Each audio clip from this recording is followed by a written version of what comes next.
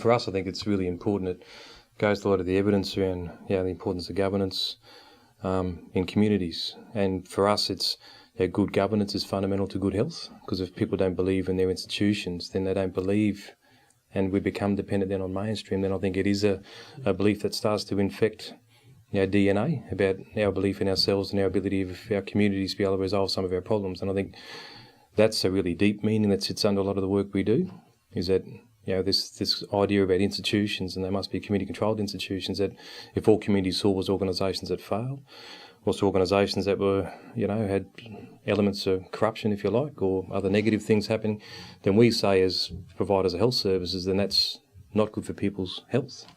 So just as bad as smoking and other things are, we rate bad governance right up there with them, because if people don't have confidence in their community-controlled institutions, then I think that does start to, create a very sick feeling in community about where they sit in 2014 in this society, that we're somehow dependent on everyone else to address problems when fundamentally that capacity exists. We've just got to be able to challenge ourselves, address some of the sacred cows, but also realise all these opportunities. We talk in South East Queensland about all the hard work that happened long before us, but has created a huge burden of responsibility to realise the opportunities that are present. Mightn't always be obvious, but they're there. And unless you can sort your governance, unless you've got a very clear vision for what it is you need to do, and also that you've got an ability to generate your own income so that your independence is an economic one, they're fundamental things for community control. So we say that good governance is fundamental to improving health outcomes. So if people don't believe in their institutions, then